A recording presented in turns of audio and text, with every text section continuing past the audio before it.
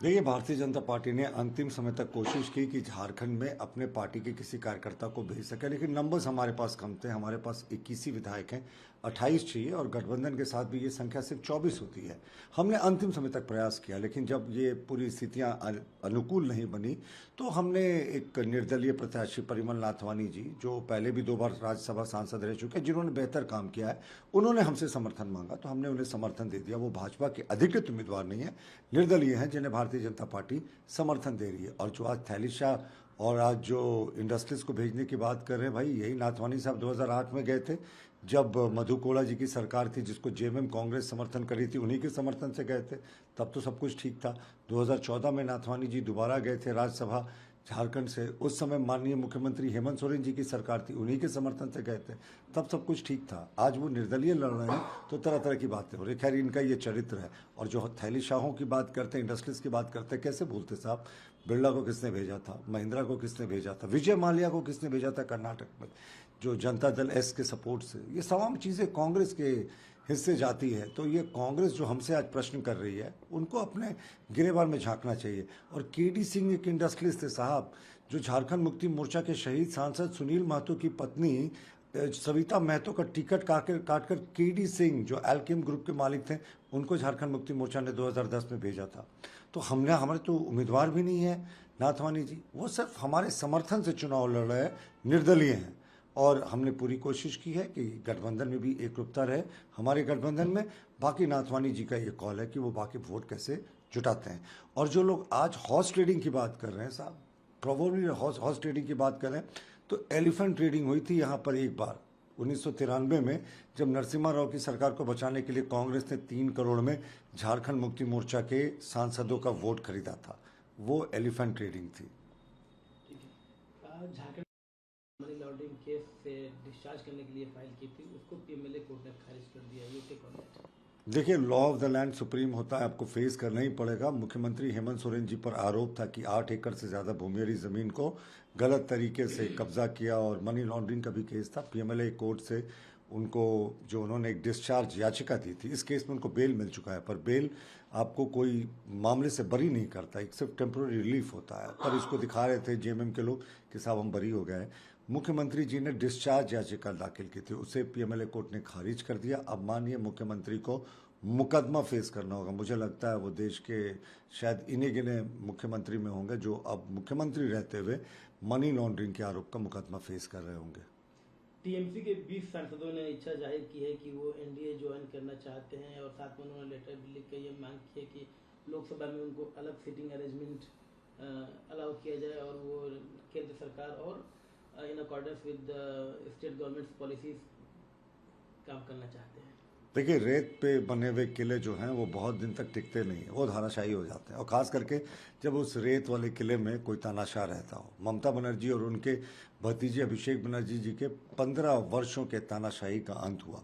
और जो लोग अब खुले में सांस ले रहे हैं, पहले साहब बोल नहीं पाते थे, कहाँ तक वहाँ पर लोकतंत्र था, पार्टी में आंतरिक लोकतंत्र नहीं था। पश्चिम बंगाल की जनता दबी घुटी महसूस करती थी। आप देखें टीएमसी के जो कट मनी लेने वाले लोग हैं किस तरीके से पैसे वापस कर रहे हैं। तो टीएमसी के भी सांसदों को इसी तरीके से दम घुटा कर रखा गया था। उन्होंने समर्थन दिया है एनडीए को, अपना अलग गुट बनाया है। कॉल लेना है ओम बिरला साहब को, और अब तो अगर इनका समर्थन अगर जोड़ लें तो हमारे सांसदों की संख्या 300 से ज़्यादा हो गई। महुआ मोइत्रा हैं टीएमसी, वो एनडीए के लिए नहीं मिला था, वो टीएमसी के लिए मिला था। और साथ में उन्होंने इन पर्टिकुलर एक एमपी के यूसुफ पठान के लिए कहा है कि कुछ शर्म रखिए। कल तक यूसुफ पठान इनके पोस्टर बॉय थे। आज क्या हो गया कि यूसुफ पठान से इनकी इतनी तलखी बढ़ गई, सिर्फ इसलिए कि वो दिल्ली चले गए, और जो असंतुष्ट वहाँ टीएमसी का बल्कि असली गुट था उसके साथ जाकर मिल गए। साहब, कल तक यूसुफ पठान की ये तारीफ करके कसीदे पढ़ते थे, और आज नथिंग इज़ वेल। तो भाई महुआ मोइत्रा जी को समझना चाहिए। हम मानते हैं कि मैंडेट किसके लिए मिला किसके लिए नहीं मिला उनकी सोच हो सकती है। मैंडेट उस क्षेत्र की जनता ने दिया था अमुक व्यक्ति को सांसद बनाने के लिए, तो मैंडेट तो महुआ मोइत्रा जी को भी मिला था कि आप जो है पार्लियामेंट में अपनी बातों को रखेंगे, पैसे लेकर और उपकृत होकर प्रश्न नहीं करेंगे। याद है ना, इसी में इनकी सदस्यता चली गई थी पिछली बार। तो महुआ मोइत्रा जी को ये सारा ज्ञान बांटने से पहले एक बार खुद का ट्रैक रिकॉर्ड देखना चाहिए कि उनकी सदस्यता कैसे समाप्त हुई थी। उपकृत होकर पैसे लेकर इंडस्ट्री से प्रश्न पूछती थी। और आज साहब, आज ईमानदारी का चोला ओढ़कर यूसुफ पठान को ये और टीएमसी के बाकी सांसदों को ये शीशा दिखाने की कोशिश कर रही है। शीशा में खुद का चेहरा देख लीजिए महुआ जी, उसमें आपके पैसे और उपकृत होकर प्रश्न पूछने का रिकॉर्ड आएगा और वो बड़ा भद्दा दिखेगा। India bloc all party meet चाहती है ऑन इकोनॉमिक इश्यूज और दूसरे पीपल सेंट्रिक मुद्दों पर। कल ही इनकी एक बड़ी बैठक हुई है दिल्ली में, क्या कहेंगे? देखिए, इंडी ब्लॉक के कल मैं सदस्यों की लिस्ट देख रहा था जिसमें जो लोग प्रमुख लोग उपस्थित हुए हैं, भाई इनके सबसे विश्वास साथी डीएमके तो कल गया नहीं, जिसके साथ ये चुनाव लड़ते थे और जिसके साथ जीने मरने की कस्में खाते थे। बल्कि अब तो डीएमके के नेताओं ने भी कहना शुरू कर दिया था साहब कि इनका सिंबल जो है वो हाथ नहीं होना चाहिए, हाथ में खंजर होना चाहिए जो ये एलाइज को भोगते हैं। कैसे कैसे दल कल गए थे, एक सांसद वाले या किन्हीं सांसद का खाता भी नहीं खुला था। केरला से मैं 2-3 दलों को देख रहा था जिनके पास कोई शायद अपना सांसद भी नहीं है आज के दिन में, वो भी इंडी ब्लॉक की बैठक में थे। तो बमुश्किल बहुत ही कम सांसद इनके पास बचे हैं कांग्रेस के पास। इसे कांग्रेस ही का कहना चाहिए, कांग्रेस का कॉल था। और जो ऑल पार्टी मीटिंग बुलाने की बात कर रहे हैं तो इसका प्रॉपर तरीका होता है। और देश के प्रधानमंत्री जी हैं वो हमेशा विपक्ष को कॉन्फिडेंस में लेकर चलते हैं। कोई भी बड़ी बात होती है तो वो ज़रूर कॉन्फिडेंस में लेते हैं। लेकिन हमें डर ये भी लगता है कि प्रतिपक्ष के नेता राहुल गांधी जी कब कहाँ किस तरह की बातों को कर दे जिससे देश के जो अपने सामरिक नुकसान है, सामरिक जो महत्व की चीज़ें वो बाहर नहीं आ जाए, हमारे देश के जो सीक्रेट्स हैं वो बाहर नहीं आ जाए। राहुल गांधी ट्रस्टवर्दी पॉलिटिशियन तो है नहीं, तो हम तो कॉन्फिडेंस में लेने को हमेशा तैयार रहते हैं, बशर्ते राहुल गांधी अपनी देशभक्ति को सिद्ध करें। वो तो हमेशा विदेशों में जाकर अनाप शनाप बोलते रहते हैं, भारत के कॉन्स्टिट्यूशनल बॉडीज़ पर प्रश्न उठाते रहते हैं। प्रतिपक्ष के नेता उनके बयानों को पाकिस्तान अपने डॉसियर में कोट करता है जब भी वो यूएनओ में कोई रिप्रेजेंटेशन देता है। तो अब विपक्ष को हम ज़रूर कॉन्फिडेंस में लेना चाहते हैं, लेकिन राहुल गांधी को थोड़ा अपने आप को रिस्पॉन्सिबल दिखाना चाहिए और देश की जो गंभीर बातें हैं उनको लीक नहीं करना चाहिए। मनोज जी, राज्यसभा चुनाव के लिए झारखंड में नॉमिनेशन से पहले तमाम बातें की जा रही थी आपकी तरफ से, यानी सत्ता पक्ष की तरफ से, विपक्ष की तरफ से। विपक्ष ने एक इंडिपेंडेंट कैंडिडेट को सपोर्ट किया है, यानी बीजेपी ने सपोर्ट किया है परिमल नाथवानी को। कैसे देखते हैं आप इसको, क्या रिएक्शन रहेगा आपका, क्योंकि आप लोगों ने बहुत सवाल उठाया है इस पर? देखिए, भाजपा ने सपोर्ट दिया है एक निर्दलीय को नहीं, एक पूंजीपति को सपोर्ट किया है, एक थैली शाह को सपोर्ट किया है। उद्योगपति मित्रों की जो श्रृंखला है, जो फेहरिस्त है, उसमें एक नाम इनका भी शुमार है। और 5-7 दिन का जो ड्रामा चला भारतीय जनता पार्टी के अंदर, राष्ट्रीय अध्यक्ष आ रहे हैं, ऐसे नॉमिनेशन होगा, उम्मीदवार जरूर देंगे, चुनाव लड़ेंगे, जीतेंगे, कई तरह की बातें की गई, लेकिन अंततः उनको अपना अधिकृत प्रत्याशी नहीं मिला। पार्टी से कोई उम्मीदवार खड़े नहीं कर पाए वो, तो अंत में पूंजीपति मित्रों का सहारा।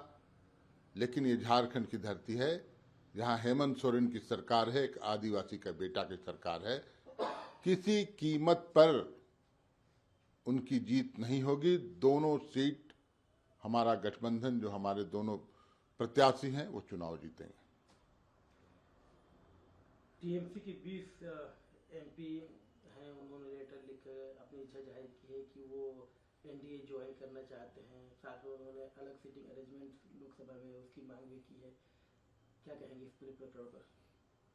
देखिए, भारतीय जनता पार्टी ये इस देश को कमजोर करने वाली पार्टी, लोगों को आपस में लड़ाना इनका मुख्य हथियार है, जिसके सहारे वो भारत आज इस देश पर काबिज है।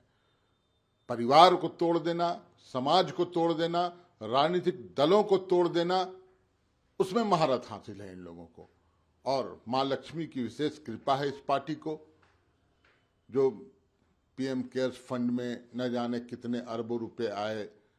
अब उस फंड का इस्तेमाल हो रहा है कि कहां से पैसे आते हैं इस पार्टी को। मात्र 10 सालों में, 11 सालों में 12,000 करोड़ रुपए की राशि इनके पार्टी फंड में है। तमाम यहां तक कि वैक्सीन बनाने वाली कंपनी से, बीफ कंपनियों से भी ये चंदा लेने में गुरेज नहीं करते, और उसी की महिमा, उसी की आप उसी का ताकत बोल सकते हैं, उसी पर इस तरह की कारगुजारियां हो रही हैं। आखिर ऐसी कौन सा डेवलपमेंट हो गया? क्यों एकाएक मानसिकता बदल गए? 20 सांसद अलग गुट बना लिए, बंगाल में टीएमसी विभक्त हो गई। तो ये सब पैसे के बल पर राजनीति हो रहा है, और मैं समझता हूं बहुत लंबे समय तक इस तरह की राजनीति नहीं चलती। उज्ज्वला योजना के तहत जो 9 सब्सिडाइज्ड एलपीजी सिलेंडर मिलता था, अब उसको 4 कर दिया गया है केंद्र सरकार की तरफ से।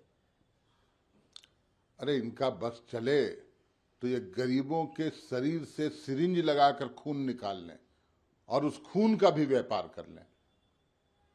इनकी मानसिकता ही वैसी है। बड़े बड़े ढिंढोरा पीटते थे, उज्ज्वला योजना, जबकि हकीकत उसमें था कि उनको सब्सिडी नाम मात्र की मिलती थी, पैसे ज्यादा देने पड़ते थे, चूल्हा खरीदना पड़ता था और गरीब पर अंततः बोझ पड़ता था। उज्ज्वला योजना पूरी तरह फेल हो चुकी थी। उज्ज्वला योजना के लाभुक परिवार भी लकड़ियां पर खाना बनाते थे। हकीकत यही है, गांव देहात में आप चले जाइए। लेकिन अब उसमें भी कटौती करके मात्र 4 सिलेंडर मिलेंगे। 4 सिलेंडर में गुजारा कर लो भाई 12 महीने। तो ये गरीब विरोधी सरकार, इनकी मानसिकता गंदी है। ये गरीब मुख्य टारगेट, मुख्य निशाने पर होते हैं इनके, क्योंकि जीएसटी, इस तरह के जितने भी इनके पॉलिसीज हैं, उसका असर सबसे ज्यादा गरीब वर्ग पर पड़ता है। तो असली चेहरा सामने आ गया। रांची की पीएमएलए कोर्ट ने मुख्यमंत्री हेमंत सोरेन की डिस्चार्ज पिटीशन को खारिज कर दिया है। इस पूरे मामले में गवाही होनी है। हेमंत सोरेन की तरफ से फाइल किया गया था पूरे केस में बरी करने के लिए, लेकिन उसको डिस्चार्ज कर दिया गया है। ईडी से रिलेटेड मामला है, मनी लॉन्ड्रिंग का। देखिए, पहले तो अदालत का जो भी निर्देश आदेश है उस सराखों पर, उसका सम्मान हम लोग करते हैं। और इसी अदालत ने फैसला सुनाया था, जब जमानत का फैसला हुआ था, उसमें माननीय न्यायाधीश महोदय द्वारा यह टिप्पणी की गई थी कि कोई भी मामला नहीं बनता है। बेवजह 5 महीने तक जेल में रखा गया एक लोकप्रिय नेता को। तो वो बातें भी जेहन में हैं और सुनवाई चलेगी। कोर्ट का सम्मान करते हैं, जो भी फैसला आएगा सराखों पर।